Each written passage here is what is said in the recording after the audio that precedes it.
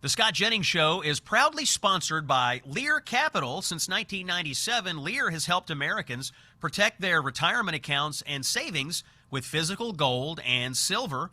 With thousands of five-star reviews and $3 billion in transactions, Lear is who I trust to help me buy gold and silver. Visit LearScott.com. The voice of free speech. The truth delivered. Common sense for the American people. Welcome to the Scott Jennings Show. Airport chaos, an American travel nightmare. We have the latest on the long lines that Democrats have inflicted upon travelers. An illegal alien has killed a college freshman in Chicago. There is outrage over this latest senseless murder from someone who should not have been in our country to begin with. Iran has longer-range missiles than we previously thought, and Donald Trump says he is pausing strikes on energy infrastructure due to some negotiations to possibly end the war. All of this and more coming up on today's show. It is Monday, March the 23rd.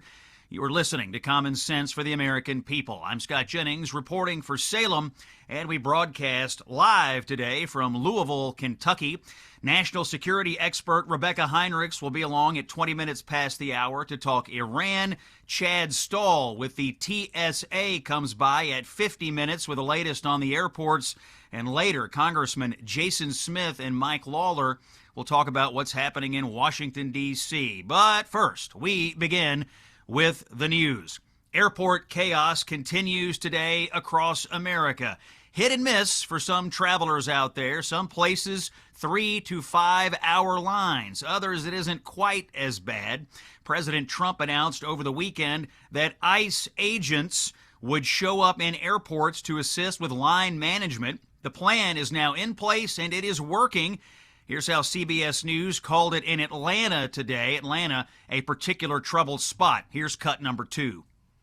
ICE agents have arrived within the hour, and they are assisting with line management and crowd control. And if you just take a look around me, you can see there's a sea of lines. From the moment you walk into the front door, you can see several long lines, all leading back to TSA checkpoints. Now, over the weekend, the wait times here at the airport was up to 6 hours for some travelers. That's because a record number of TSA workers called out. On Saturday alone, more than 3,000 did not show up.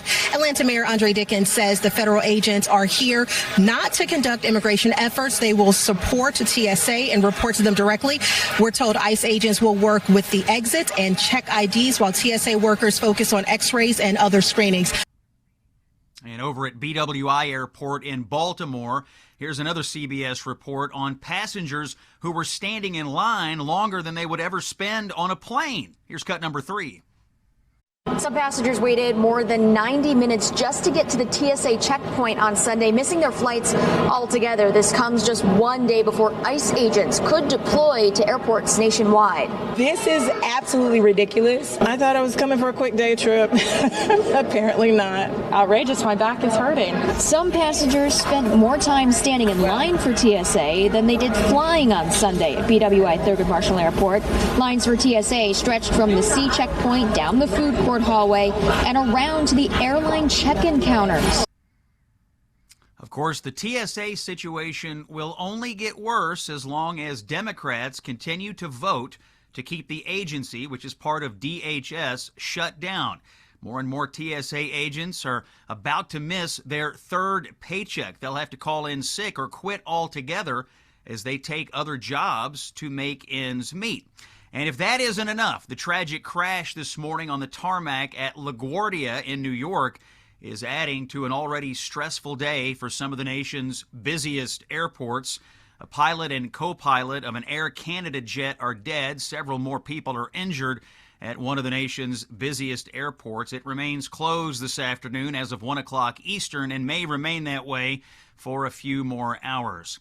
So what we have today, airport chaos, another day of American misery, brought to you by the Democratic Party, where the strategy appears to be to cause you as much pain and suffering as possible, and then look you dead in the eye and say, well, gee whiz, we have no idea why this is happening. Must be the Republicans, I guess. Just listen to House Democrat Jason Crow, who said this on CBS Sunday morning. Cut number 1. So we are ready to go. They are in control of every facet of government. Are left stuck. We're about to be in spring break, heavy traffic season. They are in control of every element of government. They're in control of what we vote for and don't vote for. We are saying, let's open it back up. Absolute gaslighting. Democrats have repeatedly voted to keep DHS shut down. Democrat after Democrat goes to the floor of the House and the United States Senate, and they vote time and again to keep DHS shut down. There are two parties here, folks. One is repeatedly voting to inflict pain and suffering on American travelers, all because they want to throw a tantrum over immigration enforcement. Remember, that is the underlying issue here. The TSA shutdown is akin to Democratic radicals gluing themselves to the middle of a freeway or invading an art museum and throwing oil on the paintings. It's nothing more than a tantrum, except it's no longer confined to just a few crazy nut jobs. It is the new policy of an entire political party to act this way. And the issue is immigration. Fundamentally, Democrats do not want there to be any enforcement of our national immigration laws. None. Zero. And of course, that attitude continues to have deadly consequences for our country as well. Have you heard about the tragic situation in Chicago this weekend? A young woman out with friends just after 1 o'clock in the morning near the water on a cool Chicago night. Sheridan Gorman had heard you might be able to see the northern lights at that hour.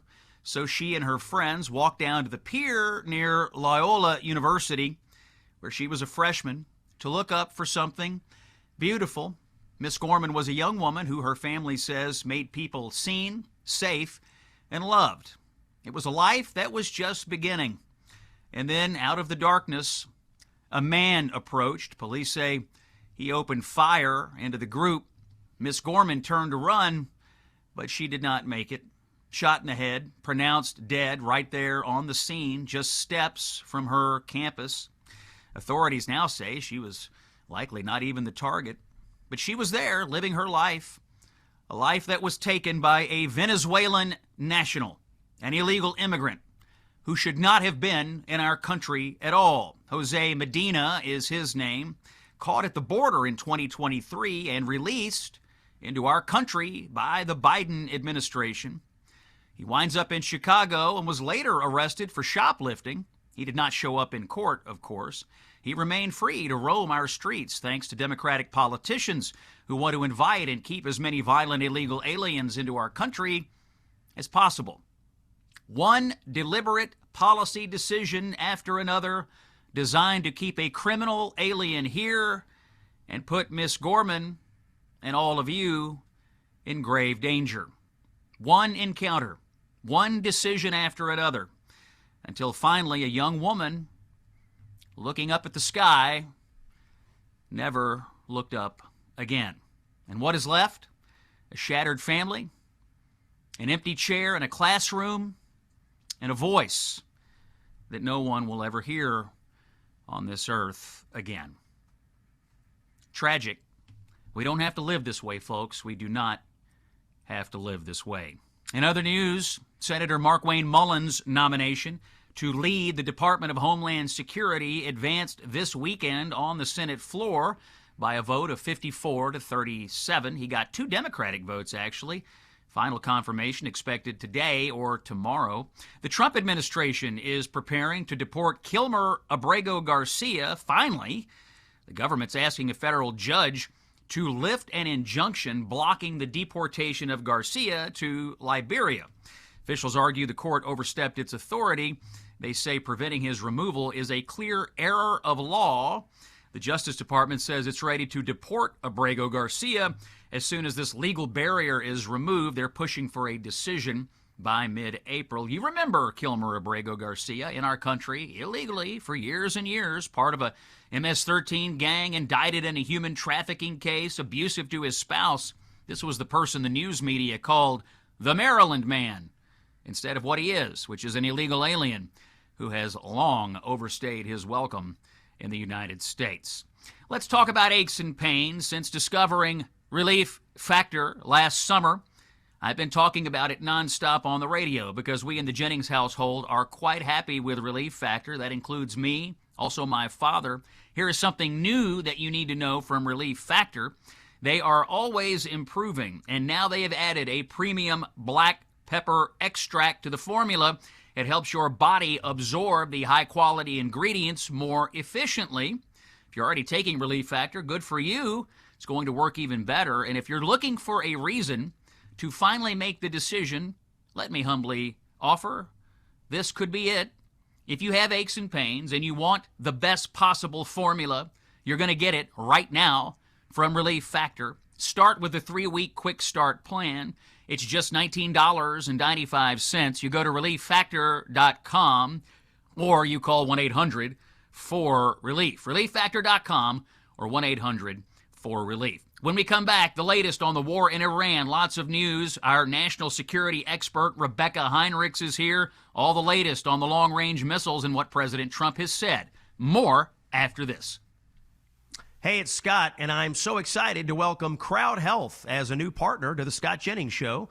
For several years, I'm hearing more people voicing frustration with traditional health insurance. Bad incentives baked into Obamacare have sent costs soaring. The rules are a maze of jargon, and people feel stuck. That's why I want to tell you about my new partner, Crowd Health. Crowd Health isn't insurance. It's a community that cuts out the middleman to help one another fund medical expenses, giving you more freedom, fewer surprises, and greater control over your healthcare choices. And when it comes to cost, members are spending hundreds less per month compared to traditional insurance. Right now, you can get started for just $99 per month for your first 3 months when you use the code SCOTT. Go to joincrowdhealth.com. That's joincrowdhealth.com and use code SCOTT. Again, joincrowdhealth.com, code SCOTT. Quick reminder, Crowd Health is not insurance. You can opt out, take your power back, and that is how we win. One man standing tall against the leftist mob. Here's Scott Jennings. It is Monday, March 23rd. Scott Jennings reporting to you here for Salem. Always find us on the Salem News Channel app, snc.tv. We're also on a number of streaming services now, so you can catch us there. And this, of course, goes out in a podcast every day, Apple, Spotify, wherever you get your podcast. Just look for the Scott Jennings Show, and you can subscribe to that. You won't regret it. We have a lot of news going on as it relates to the war in Iran, Operation Epic Fury. The president's made a number of statements today, and we learned some things about Iranian missile capabilities over the weekend. Joining me, our frequent national security expert. She's on here all the time. You got to listen to her. Her name's Rebecca Heinrichs, director for the Keystone Defense Initiative at the Hudson Institute, where she is a senior fellow. Rebecca, let's get right into it. First things first, let's listen to President Trump in cut number 21. He has said he'd like to pause strikes on Iranian energy infrastructure for 5 days. Here's the president in cut 21. So the discussions took place yesterday. They went into yesterday evening. They want very much to make a deal. We'd like to make a deal too. We're going to get together today by probably phone because it's very hard to find a country. It's very hard for them to get out, I guess. But we'll at some point very, very soon meet. We're doing a 5-day period. We'll see how that goes. And if it goes well, we're going to end up with settling this. Otherwise, we'll just keep bombing our little hearts out. Rebecca Heinrichs, you heard the president. What do you make of it? Well, look, it seemed to me pretty clear as of last week that President Trump is really pursuing this coercive strategy to get the Iran regime, whatever rump regime is left in there, to stop threatening the Strait of Hormuz. And so he, with the Israelis, have been threatening basically to hit, these other energy targets inside Iran. The U.S. doesn't want to do that, Scott, because we don't want to hurt the Iranian people. And like this big LNG field that's connected with Qatar provides 80 to 90% of the electricity domestically inside Iran. So we don't want to do that, but we want the Iranians to know that we can do that. And so Trump, he said today, look, we're going to pause this. We're not going to hit these sensitive targets because we've got people not talking to us. And we don't know a whole lot of details about who he's specifically talking to, because as the president said today, if he told us who he's talking to, that person's life would be in danger. So there are reports, and Barak Ravid of Axios, and you see him on CNN as well, he says that an Israeli source has told him that the United States envoys Witkoff and Kushner are negotiating with the Speaker of the Iranian Parliament, a man named Mohammad Bagar Galibaf. I don't know if you know anything about the Speaker of the Iranian Parliament, but in your opinion, would this be someone that we could reliably negotiate with, given that the Supreme Leader, even though they say they have one, has not been seen in public other than in cardboard cutout form? So there's no way for us to know at this point, but if President Trump, I kind of was sort of tongue-in-cheek thinking over the weekend, President Trump is with the Israelis, the United States is essentially killing our way through the most radical Islamic Revolutionary Guard Corps leaders and the Basij. Those are the really bad guys who are repressing the Iranian people, killed a lot of people. They're a paramilitary group underneath the IRGC. But, but I said, look, they're looking for Mohammed Delcy Rodriguez. They're looking for somebody who, in his heart of hearts, might still be really bad, but wants to live more than he wants to carry out the Islamic Revolution.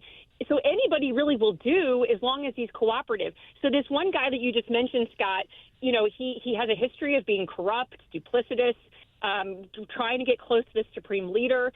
But, he's kind of like a self-promoting person. And maybe, though that's a vice, maybe that vice is less bad than somebody who's truly committed to the Islamic Revolution. And it could be somebody willing to work with the United States.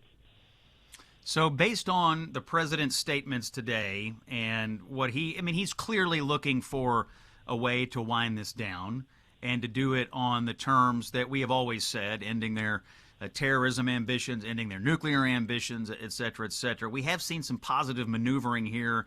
The oil markets, crude oil is down. It's about $90 right now. It was a little over $100 overnight. So we've seen a big drop in oil right now. Dow Jones Industrial Average right now up 637 points. So we see the energy and the financial markets responding, Rebecca, to the president's statements today. They're choosing to interpret that as, hey, the end may be in sight. Rebecca Heinrichs is our guest. She's our national security expert.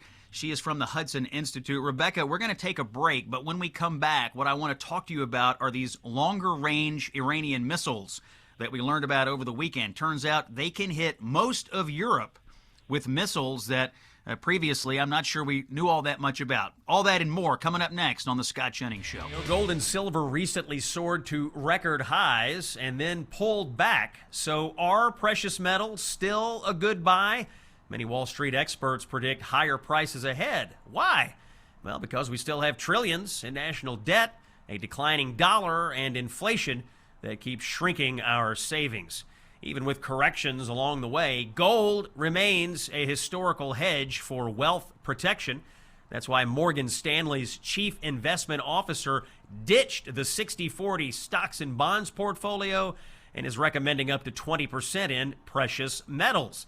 They're getting educated, and you should too. Call Lear Capital at 1-800-880-2424 for your free gold investment kit and learn how you could qualify for up to $20,000 in bonus gold. Lear Capital has over $3 billion in transactions and thousands of five-star reviews. Call 1-800-880-2424, 1-800-880-2424, or visit learscott.com. Saving Western civilization, one busted leftist narrative at a time. It's the Scott Jennings Show. And you were listening to Common Sense for the American People here on Monday, March 23rd, tracking a lot of news today, including Operation Epic Fury, the latest on the Israeli-American war against Iran. Our special guest right now, Rebecca Heinrichs, who is a national security expert. She is a senior fellow at the Hudson Institute. Rebecca, thanks for hanging on with us. Critical issue popped up over the weekend. It turns out the Iranians have longer-range missiles, much longer-range ballistic missiles than was previously known. Talk to us about what we learned over the weekend. This was really huge news because it turns out Iran is a much bigger threat to a lot more countries than people might have realized.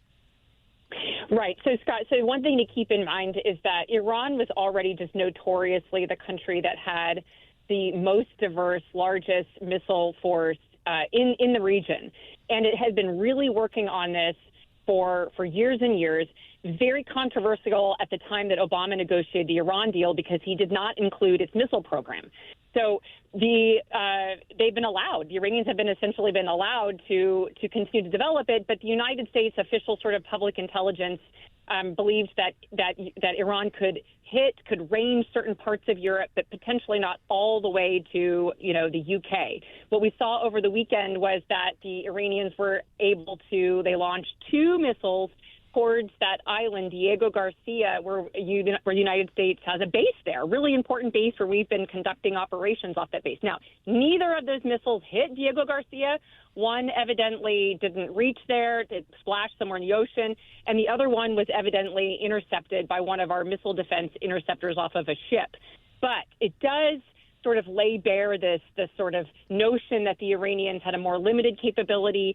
And also it shows us how really impossible it is to put these parameters on their missiles, because the Iranians, they could use a lighter payload, Scott, to sort of lift it, launch it higher and farther. So they could take some of these launchers that we thought maybe was a medium range and extend them if they could lighten the load of the payload, which gives them a longer reach.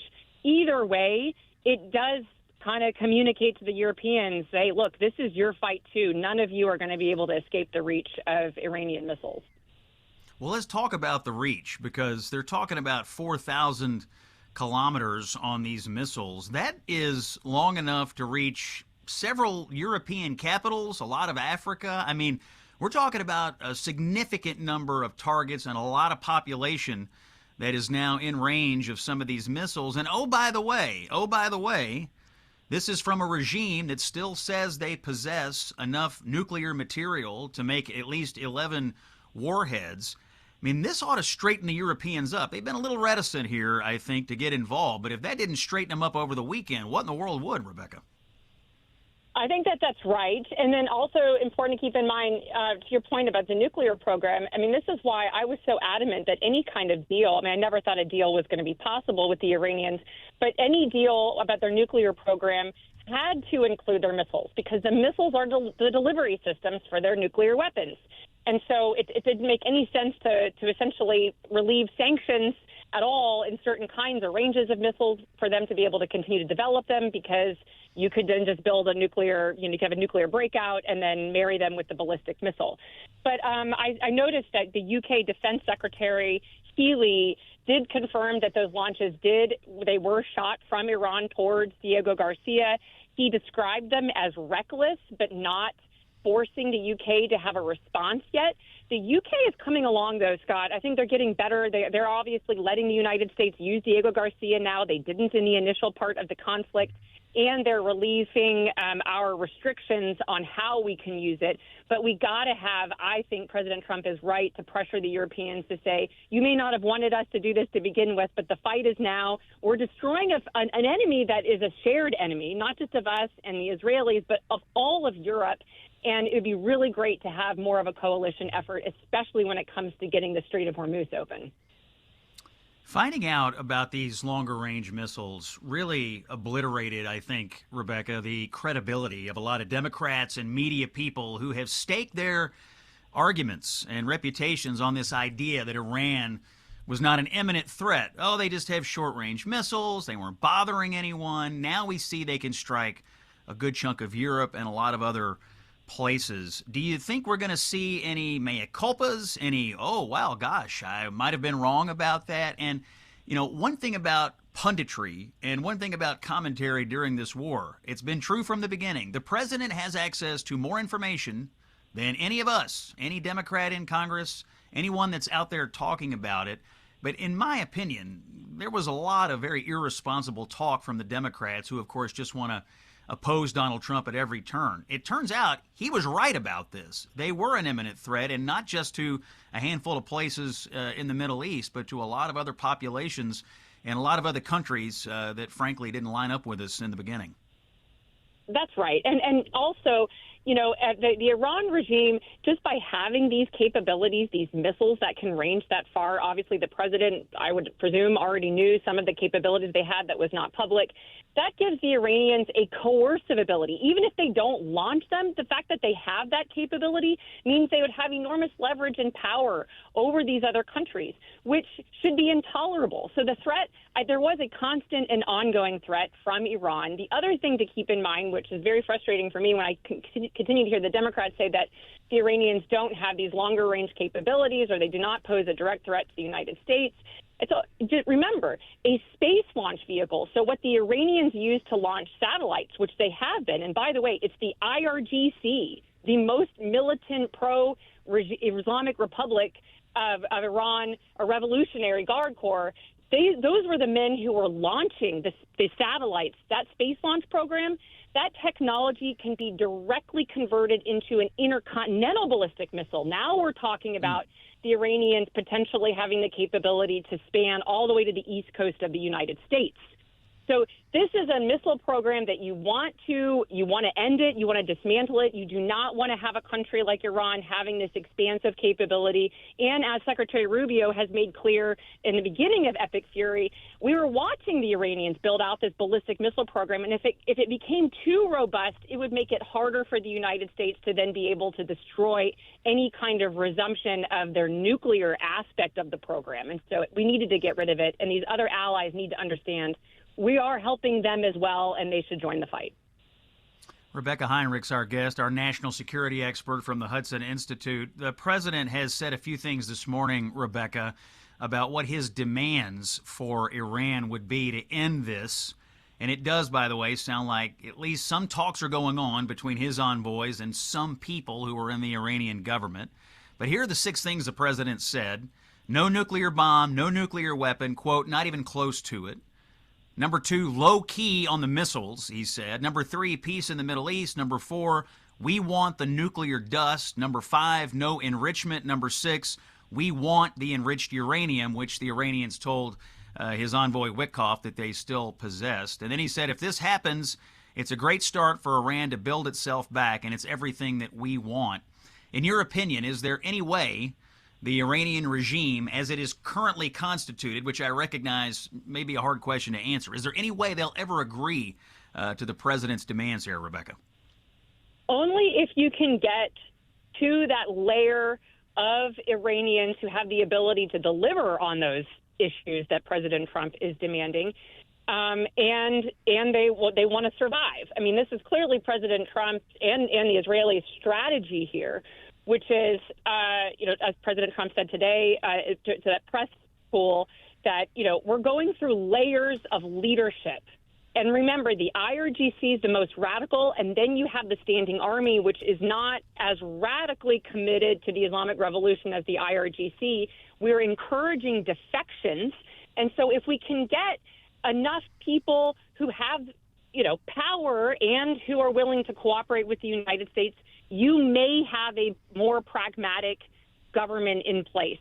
I mean, it still seems very, very difficult to believe that it could happen after so many decades of this radical regime. But goodness, Scott, I mean, we've never really seen anything like this. There's not really a precedent for how effective the Israelis in particular have been at just Oh, it sounds like we may have lost the feed for Rebecca Heinrich. She was joining us by phone. We're going to try to get her back. Rebecca's a senior fellow at the Hudson Institute, and she's our national security expert here at the show. Interestingly, discussing who we're negotiating with in Iran. There's some reports that it may be the Speaker of the Iranian Parliament. The Iranian regime has said that the Ayatollah Khamenei's son is the new supreme leader, but we haven't heard from him personally in public. There's a lot of reports that he is injured, possibly disfigured, in really bad shape. Do we have Rebecca back, by the way? Oh, we do. Okay, here, Rebecca, thanks for hopping back on.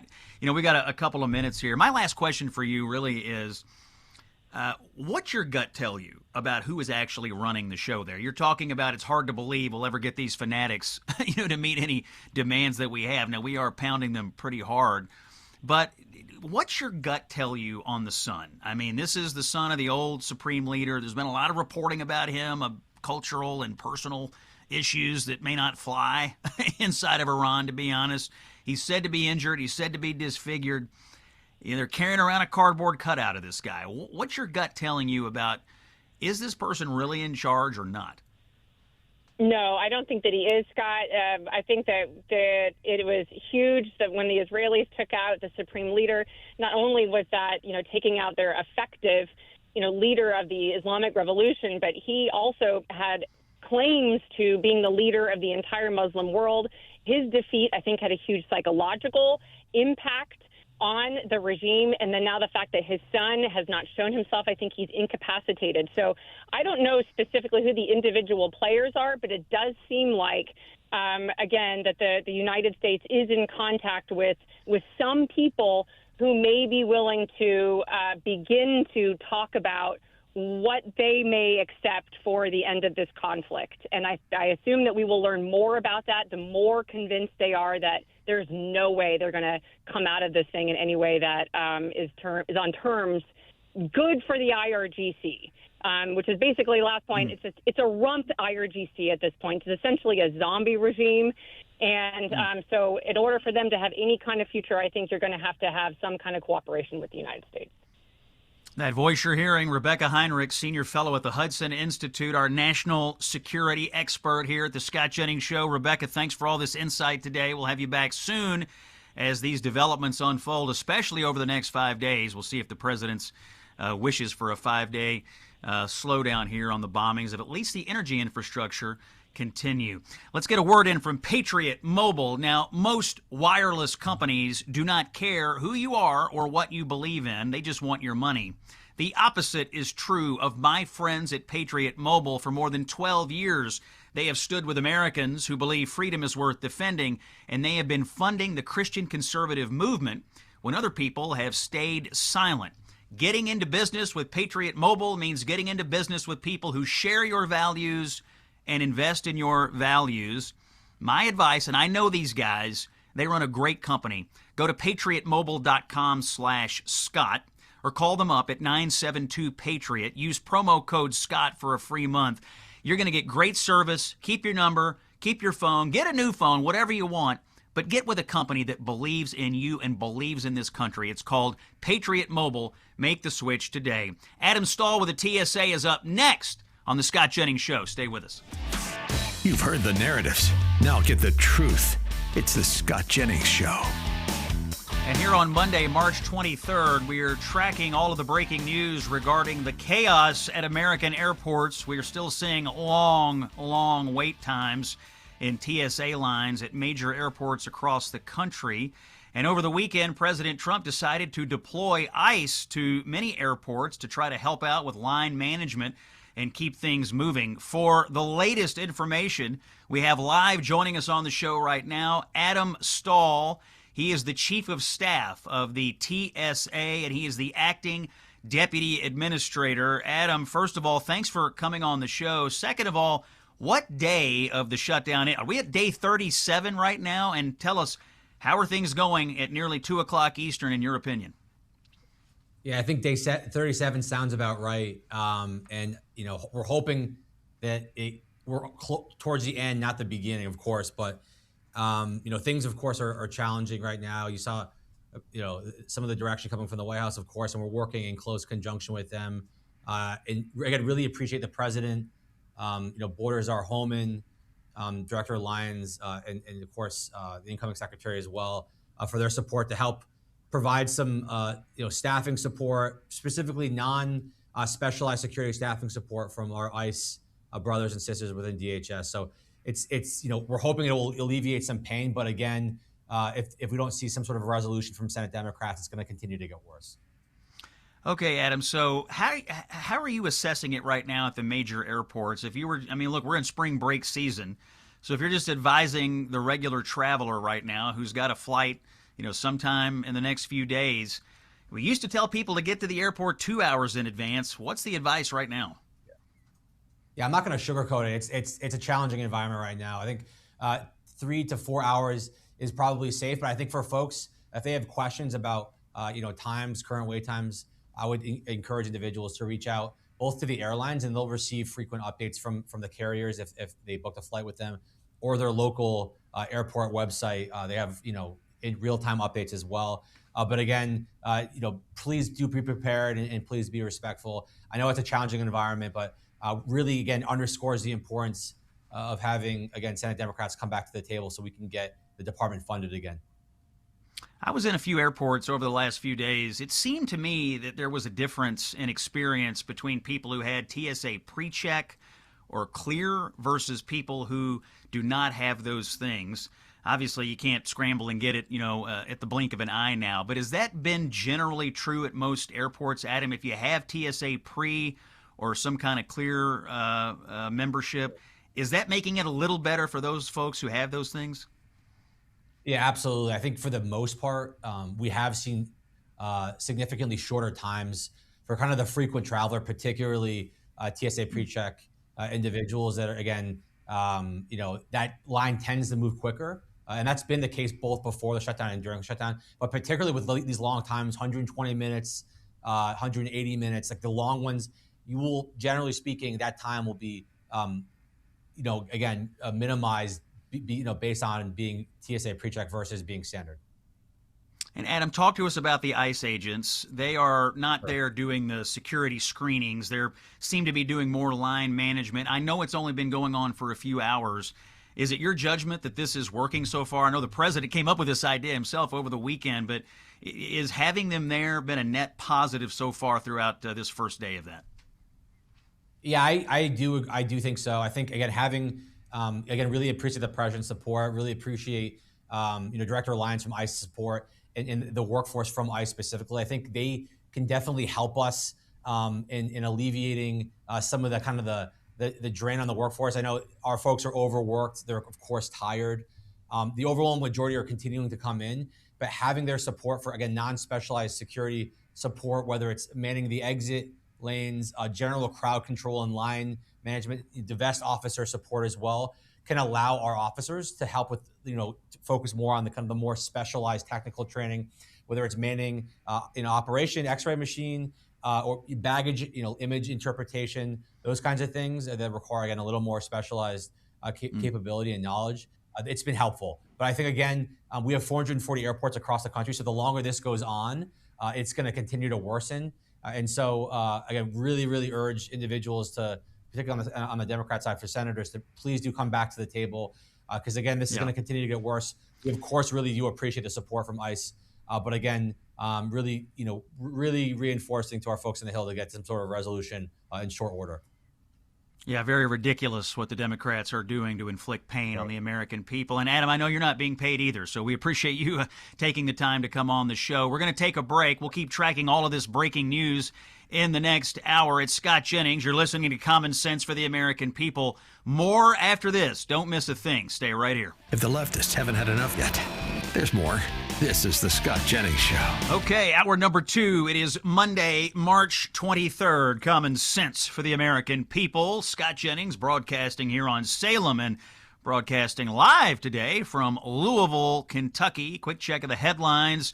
It is still TSA madness at America's airports. Long wait times being reported at numerous airports across the country. The big ones, the big hubs. Lots of chaos there. If you do not have pre-check or clear, it's really, really bad. So take that into account. Now, why is all this happening? Well, it's because the Democrats still have the Department of Homeland Security shut down. Inside of DHS, that's where TSA resides. These TSA agents, they've already missed 2 paychecks. They're about to miss a 3rd. So high percentages of them are calling in sick or leaving their jobs altogether. In some major airports, over 30 or even 40% of the TSA agents are simply not coming to work. Let's listen to the president today, who says the Democrats must end this madness right now, in cut 24. In addition, after the appalling lines and massive disruptions at major airports nationwide last weekend, I'm again demanding that Democrats in Congress immediately end their disgraceful shutdown of the Department of Homeland Security and restore the full funding for airport security and the TSA. They are holding it up because they want to take care of illegal immigrants coming into our country. They want to take care of criminals that are in sanctuary cities. All right, that was the president. He also made some remarks today on the war in Iran. He has said that he is pausing attacks on Iranian energy infrastructure because there are now some negotiations going on between his envoys and some people in the Iranian government. It's a little bit opaque who that might be, although some sources are saying it might be the president of the Iranian parliament. At any rate, oil is down and American financial markets are up on that news. We'll keep an eye on that. Supreme Court today hearing oral arguments in a case dealing with mail-in ballots, and the conservative justices on the court are questioning whether states should be allowed to count ballots that are mailed on time but arrive after Election Day. We are following this case today. On tomorrow's show, we'll have Sarah Isger here of SCOTUS blog. We'll do a deep dive on this. If something were to happen to the mail-in ballot rules in this case, it would affect this November's election. Joining us now, by the way, representing the 8th Congressional District of Missouri, Chairman of the powerful Ways and Means Committee, Jason Smith is here. Mr. Chairman, there's a lot of stuff going on out there, including, it seems like very soon we'll have a new leader for the Department of Homeland Security, Markwayne Mullin. I bring it up because you know him better than almost anyone. He's your roommate in Washington, D.C., and he cleared a key vote this weekend. What are you hearing on his confirmation, and what do people need to know about Markwayne Mullin as he prepares to take over the Department of Homeland Security? You know, Scott, it's great to always be with you. I have actually been friends, and I've known Senator Markwayne Mullin since before he or myself was ever elected to public office in Washington, D.C. And so it's a different, it's definitely, we've been friends for a couple decades. And I'll tell you, the best way to describe Markwayne Mullin is, I said this the other day. I don't know if he liked it that much, but I said on the outside he's like a Hercules, but on the inside he's like a teddy bear. But he's a devoted husband, devoted father. He's been a very successful businessman. He actually saved his family's plumbing company and turned it into one of the largest plumbing companies in the country. He's just an all-around good person. Yeah, this nomination is interesting because Markwayne is somebody who brings together a lot of different parts of the Republican Party, and he's also someone that had some bipartisan appeal. He got, I think, 2 Democrat votes in the initial vote in the Senate over the weekend. Does he have the chance, based on your knowledge of how he operates, his temperament, his working style, does he have the chance to actually bring people together in Washington, D.C. in a way perhaps that Secretary Noem did not? He absolutely has a record of bringing people together. A lot of people have always referred to him as the House Whisperer. He served in the House of Representatives in the last 3 years, has been over in the United States Senate, but he would come to the Republican conference meetings almost on a weekly basis, trying to be that bridge. I can remember, Scott, when we were working some of the dynamics in the big, beautiful bill, the working families tax cuts, we had a big issue with the state and local tax deduction, where the New Yorkers, the folks in New Jersey and California, they wanted to increase it. You had senators that did not want an increase at all.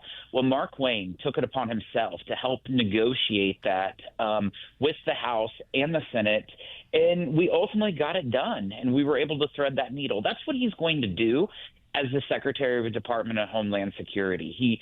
He has the relationship with his Democrat colleagues. He'll work with them. I can tell you, since he's been nominated, he's on the phone nonstop with all the different House members and senators that are calling him because he's kept the same phone number, trying to help them and hear hear issues that they're having with FEMA, TSA, Coast Guard, you name it. That's Jason Smith, congressman from Missouri. He's chairman of the powerful House Ways and Means Committee. Mr. Chairman, let me pivot to another policy issue. When you and I last saw each other a couple of weeks ago down at the House Republican Conference meeting in Florida, there was a lot of conversation going on there about whether the House would bring up a reconciliation package. Some people were for it. You were a little cool on it at the time. Since then, a couple of things have happened. Number one, the White House is asking for a war supplemental. And number two, it seems like there's some discussion around the possibility of funding DHS through a reconciliation bill. So there's new inputs now. I'm interested in your opinion. Where do we stand on that in the House? Are we looking at Reconciliation 2.0 in your opinion? You know, I've said it all along. I would love to have a second reconciliation bill, but I just think that the reality of being able to muster up the necessary votes in the House and the Senate are going to be difficult. In a reconciliation bill, you have to have something that unifies your party. In the last one, making sure that the tax cuts did not expire and also securing the border were two things that unified us. Well, we've taken care of those. Of course, we have the issues with Department of Homeland funding, which it's so ridiculous that the Democrats will not step up and fund TSA agents and FEMA and the Coast Guard. But I think it will be very, very difficult to pass a second reconciliation bill. That's why I said all along we needed to have one big reconciliation bill. But if it's a very narrowly defined bill, it might be able to, but I still would give it like a 0.5% chance. The last reconciliation, just to go back in time last summer, contained significant tax relief for the American people, Mr. Chairman. And right now, people are filing their taxes, and they are getting big-time refunds from the IRS. Just a quick comment from you. Was that the intent, to get more refunds back into people's pockets and tax relief to working Americans? Is that the biggest result of last summer's reconciliation package? That was the absolute reason why we passed these tax cuts, is for working families, small businesses, and farmers. And you're seeing more than $400 billion in tax refunds. It's actually the largest refunds in the history of America. In fact, they're up by more than 10% this year over last. I was in my district just recently and talked to a waitress who came up to me and said that her tax refund was over $10,000 because of the no tax on tips and overtime. That's good stuff. Really good stuff from Jason Smith. He's from Missouri. He's a congressman, and he's chairman of the powerful House Ways and Means Committee, one of the most influential policymakers in our nation's capital. Mr. Chairman, thanks for your time today. We take a break. When we come back, we'll talk about tattoos, Nazi tattoos, and Elizabeth Warren. What's it all have to do with each other? Find out next here on Salem. Ready for more common sense? Here's CNN's senior political commentator, New York Times best-selling author, and America's favorite political pundit, Scott Jennings. Here is some common sense. You need to know this. If you're making fall vacation plans, the most common sense thing you could possibly do is sign up for My Gulf of America cruise. We are going on a cruise in mid-November of this year, right after the election. We'll need some time off together. Mike Gallagher is going. Larry O'Connor from townhall.com is going. We're going to have our listeners there. We want you there. We're going to go for a week. We're going into the Gulf of America. We're going to celebrate the 250th anniversary of our country. Talk about the election results, talk about all the issues facing our nation as we exit one election and prepare to elect a new president. We're going to see stunning destinations. We're going to swim in the ocean, stand on the beaches, eat amazing food, and do it on a luxury ship, the Eurodam, which, by the way, if you've not been on any of these Holland America ships, they're amazing. They're incredible. I've been on one before. It's like, you won't believe it. So, here's how you sign up. Here's how you book your cabin. You text the word cruise to 94878. Text the word cruise to 94878. Or go to scottjenningsshow.com, and there's a banner, Gulf of America Cruise banner. You sign up there. That's really the only way to do it. Text the word cruise to 94878. We need to see you there. Mike and I and Larry and the gang, we want to see you on board this incredible trip this November. President Trump today traveling. He is down in Memphis, Tennessee, touting his administration's efforts to lower crime. And by the way, the statistics do not lie. Crime, violent crime, is down in America, and in one of the biggest success stories, Memphis, Tennessee. You couldn't walk around Memphis. I was there the other day, a few weeks ago. People down there, Democrats and Republicans, were telling me, you couldn't come around Beale Street. You couldn't go downtown. One of the worst places in America. Trump sends in this federal task force, a mixture of federal agents. The governor of Tennessee wanted him there. You had state police. You had local police. So you had this incredible working group, this task force, Memphis Safe Task Force. Now, they've arrested like thousands of violent criminals, a bunch of gang members, and you walk around Memphis right now, people are returning. You can actually go down there. Let's hear from the president in cut 28. But under the Trump administration, we believe that no city or neighborhood should be left behind. In Memphis, the crime became so horrible that residents were made prisoners of violence in their own community, in their own home. But with the help of the great people right here at this table and right here, it's a whole different story right now. It's changing fast, and it'll be record-setting in a very short period of time, and I'll be here to celebrate it with you. I'd say Washington, D.C. and Memphis may be the two biggest success stories. And in Memphis, I think there was like early skepticism from the local Democrats. Violent crime happens in cities where Democrats are in charge. I mean, that's basically what happens in America. The most violent places, Democrat-run cities. Same was true of Memphis. There was initial skepticism. Then they embraced it, and then they realized, hey, it's better to run a city where there aren't violent criminals running wild, driving out everybody else. So that's a good thing, the president on the road today. Also, a little political news. Elizabeth Warren, senator from Massachusetts, is doing a bunch of endorsements here in the Senate primary season. She is getting engaged in the Maine Senate race. Now, Chuck Schumer and the Democrat Senate Committee, they want the governor of Maine, Janet Mills. She's sort of the establishment choice. But Elizabeth Warren is jumping in for this yahoo, Graham Plattner. Now, you've heard us talk about Plattner here on the show. He's the guy that had the Nazi tattoo. Every time I say it, it doesn't even sound real. But it is. The Democrats, the radical progressives, are pushing a guy named Graham Plattner who, for years, had a Nazi tattoo on his chest. He then, gets it turned into something else. A few days ago, he says, you know what? I should have never apologized for that. I am what I am. A guy with a Nazi tattoo. Now Elizabeth Warren is all for this guy. But it's funny.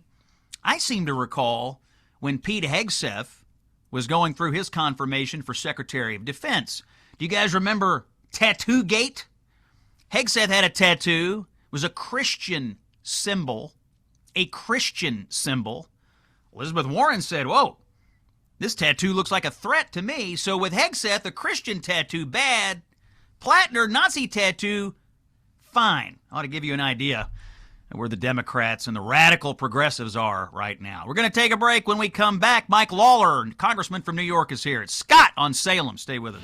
Freedom to speak clearly with no leftist lunacy. This is the Scott Jennings Show. It is Monday, March 23rd. If you are not outraged by this latest story of an illegal immigrant murdering someone in the United States, you really ought to be. The details are terrible. Happened in Chicago over the weekend.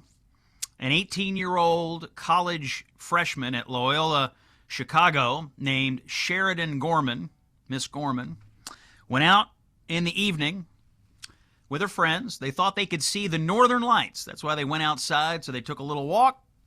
While they were out, they were shot up and shot at by a Venezuelan migrant who came into our country in 2023 during the Biden administration.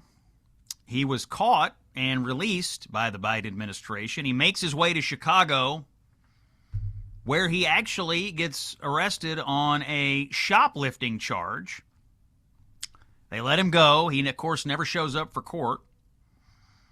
And here we are on March 23rd, 2026, talking about the fact that he has murdered an 18-year-old American named Sheridan Gorman. Here to discuss this and other news items, Congressman Mike Lawler from New York. Congressman, you and I were texting about this story. We're both outraged by it. All Americans should be outraged by it. What's your perspective here? Another illegal alien killing an American citizen. It's awful.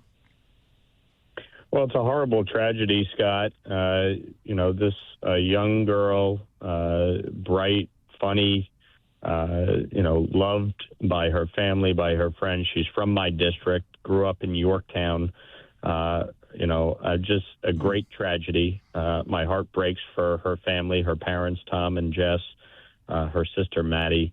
We have not yet been able to speak to them directly, but have done so through an intermediary. And, they're devastated. And it's another tragedy that was entirely preventable if people would follow the law.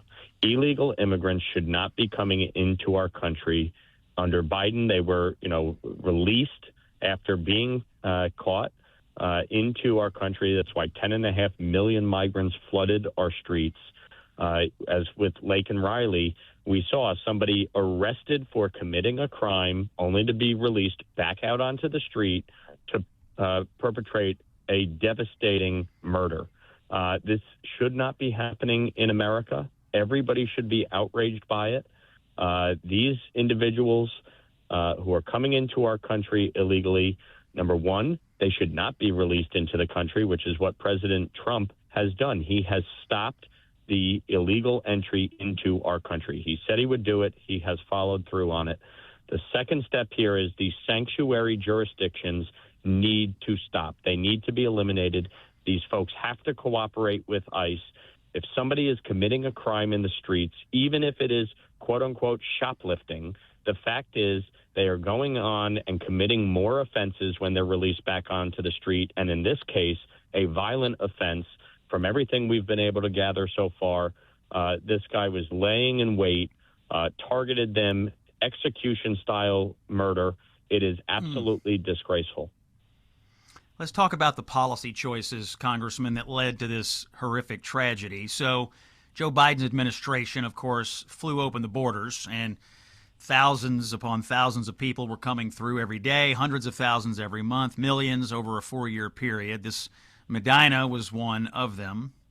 And then, as you point out, he winds up in Chicago, Illinois, a sanctuary city.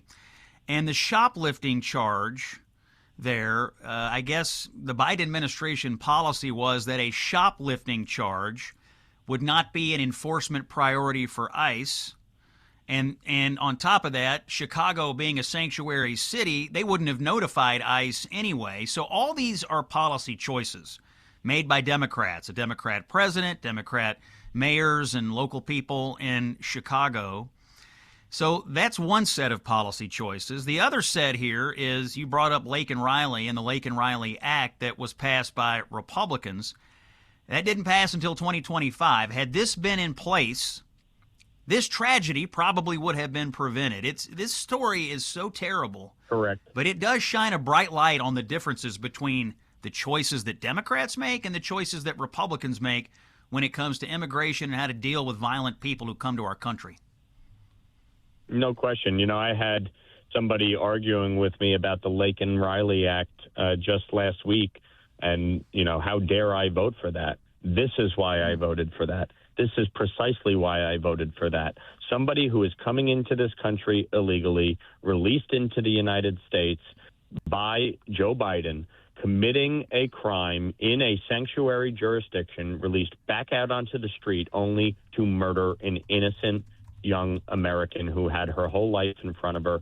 It should outrage everyone to their core. And as a parent, as a father of two young daughters, these are the things that keep you up at night. And I can only imagine what Tom and Jess and their family are dealing with right now, the pain, the grief, the heartache, and just to know that this was preventable, that this was avoidable.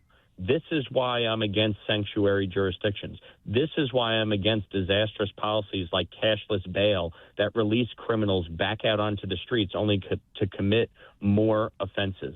This is why we fought to secure the border, so that these types of individuals are not released into our country. And what's ridiculous is you see the media falling into the same old patterns. A Chicago Tribune failing to recognize this person in its headlines as an illegal alien. And you also see the Democrats now, I think, in an uncomfortable position, having to explain, they've got the Department of Homeland Security closed right now because they don't want any immigration enforcement in our country. That's the reason they have shut it down. And now we have another situation where they're defending their idea that this Medina, who came in and killed this young woman, this is the kind of person that they want in the country. This is the kind of person that once they get here, they want to keep in the country. This is the kind of person that most of them would say should not be deported. They're our, quote, neighbor. They are our friends. They are part of our community. That's how they describe these illegal aliens. And now you, Congressman Lawler, have a family in your very district dealing with the tragic consequences of this worldview. I just hope American voters wake up to this before November, because if we go back to Democrats, this is what we're going to get again. It's awful. No question. I mean, the fact that they continue to keep the Department of Homeland Security shut down, Americans obviously are being impacted by TSA agents not being paid by the Democrats' decision to keep the department shut down. You have, Democrats in my district actually held a rally yesterday in the neighboring town to Yorktown, where this family is from, in the town of Somers, protesting ICE. And they don't even make a mention of this poor girl, Sheridan Gorman, and her family, not even a mention to keep them in their prayers. It's disgraceful what is happening. And I think Chuck Schumer and Hakeem Jeffries should be ashamed of themselves that they've allowed the far-left extremists to dictate the policies that this country is governed under. It is absolutely absurd that they have kept this department shut down for over 40 days, not paying our TSA agents, not paying the Coast Guard, not paying the Secret Service, not paying FEMA. At a time with a heightened threat environment, given the situation in the Middle East, and directly impacting Americans all across the country. Mike, it's interesting to me that the Democratic political strategy here appears to be, let's just inflict as much pain and chaos on the American people as we can, and then look them in the eye with a straight face and say, well, gee whiz, we don't know why there's so much chaos. We don't know why people are getting murdered. We don't know why the airports are so terrible. Guess it must be Trump. Guess it must be the Republicans. Shrug.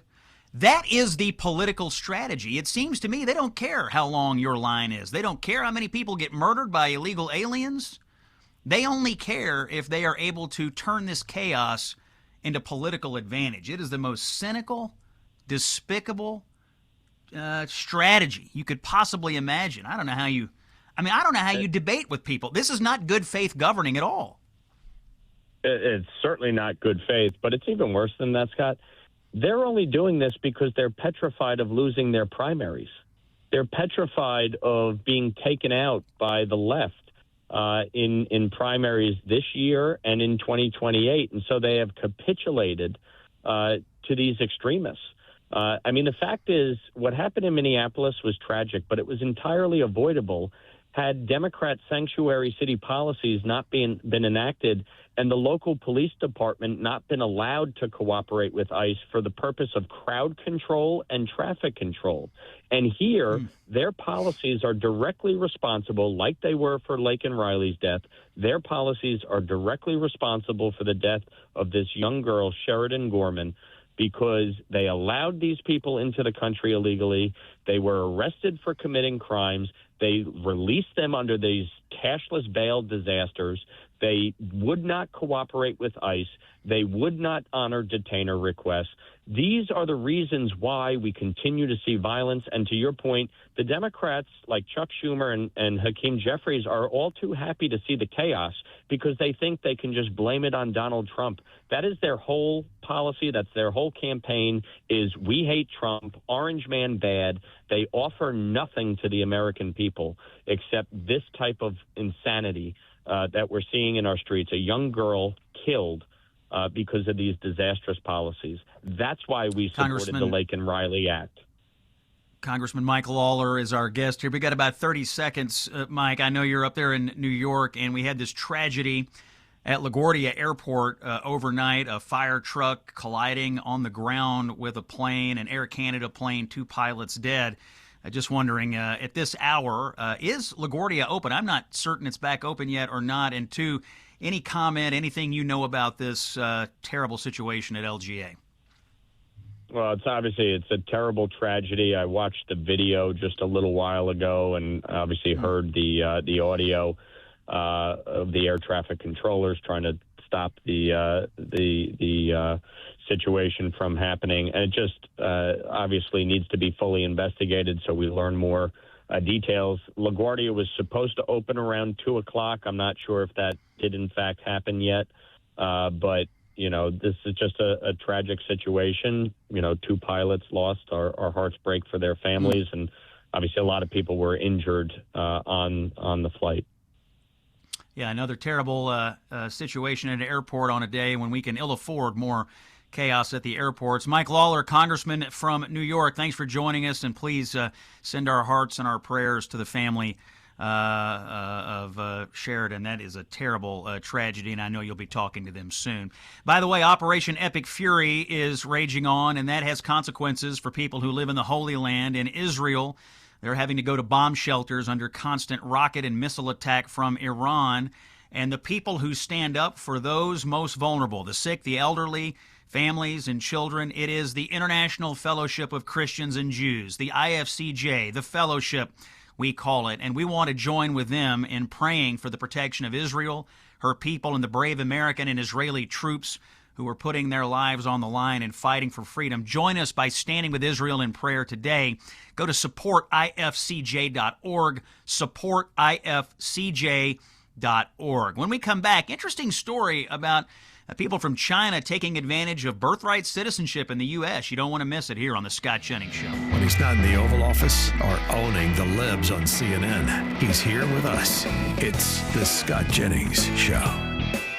And we'll be back on CNN tonight, 10 o'clock Eastern for News Night. We're in D.C. actually tonight, and guest host Casey Hunt will be in for Abby, but we'll be debating nonetheless, so check us out at the roundtable tonight on CNN, 10 o'clock Eastern. Home stretch here of this show, and we've got to talk about this issue of birth tourism and its impact on America.